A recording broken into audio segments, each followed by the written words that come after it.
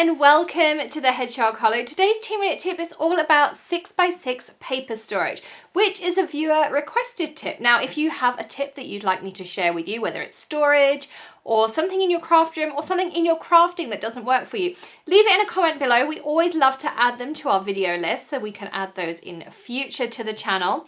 We have a long list, so you can always just add those and say in a comment and we'll get to them as soon as we can. But we love hearing from you and adding videos to the channel that you want to see.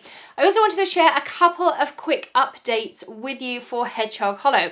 The boxes are coming back to our subscription kit by popular demand. We've also opened up our waitlist. So if you are on our subscription box waitlist, you'll have had an email from us that you can now purchase our subscription kit for April, which is an exclusive Art Impressions Critter Cubby.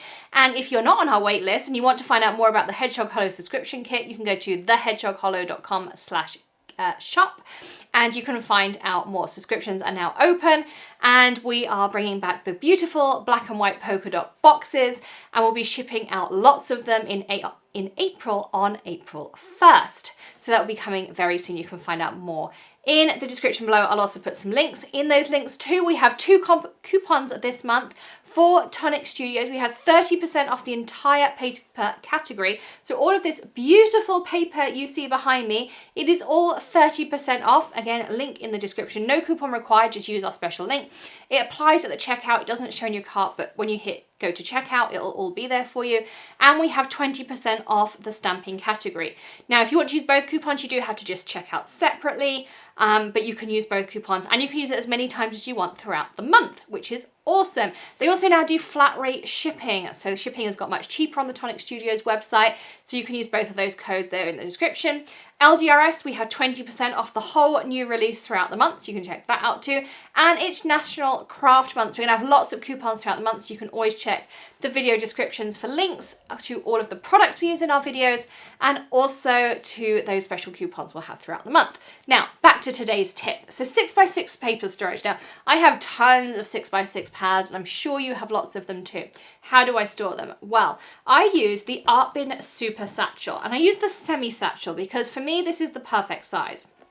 I have this one here.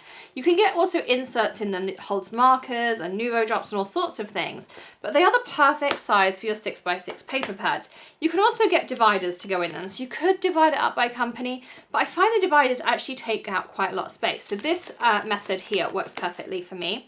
Whole pads like this, I can just store in my slot like this. So I have my Spring Fling pad in here.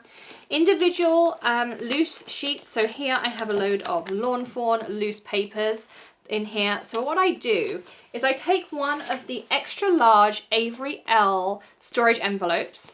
And all you'll see here is I've taken my paper trimmer and I've just trimmed the top off to the right height. Now you may ask, why don't I use those amazing cargo sleeves that I love from Brutus Monroe for it?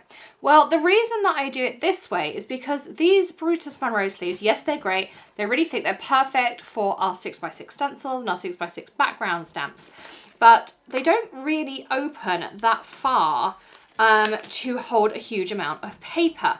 Whereas these extra large ones, now you can see here, I have a good thickness of paper in here. I probably have around ½ an inch of paper in here. So I can store an entire paper pad in one of these. If I slip out this paper, if I wanted to protect a pad, or say I had a pad that was kind of starting to fall apart, I can store an entire pad in here and I can cut it to any height that I want. So I just grab my paper trimmer and trim it and it's perfect. And of course we can buy these really inexpensively too. So you can buy a lot of these for your money. So I think that's a really good way to store them. And I have, before I discovered the cargo sleeves, I was storing my background stamps in those. The only reason I switched to the cargo sleeves is I really like how thick they are. And they're really good when you get inky and those kinds of things in there. And they just are that perfect size for my background stamps, and they fit really well in one of my IKEA containers. Again, I'll link all the different options in the video description for you. I'm going to pop my paper back in here too.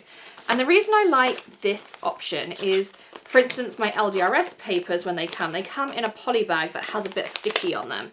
And once you've started using them, it's really hard to then get the back in the bag with the sticky, whereas this option, I can then just slide it in and it pops inside my bag. So for me, this works really, really well.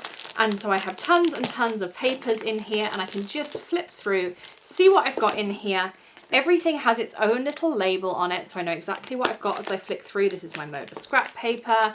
And as I say, whole pads before I use them, they just get popped in here for use like this. Now, really, I should have this stored by company. You might want to store it by occasion, color, theme, whatever works for your crafting process. Now, if I have pads that are just like this, I can put the lid on and it's completely flat. One thing you'll notice about my lid is it does raise up slightly. This does not affect my paper at all. My clip still clips on perfectly and none of my paper is damaged. It's just because of the way I have it stored with my little plastic pieces in here.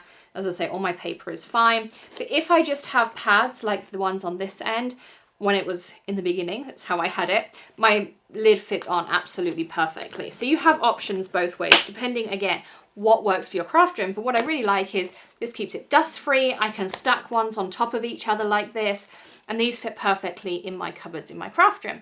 So that is today's 2-minute tip and some Hedgehog Hollow updates for you, as I say. Don't forget to check the links, the coupons, all those fun things in the video description. Sign up to our Friday newsletter over at thehedgehoghollow.com. We send out lots of deals and coupons, things that are going on at the Hollow, all sorts of fun things for you.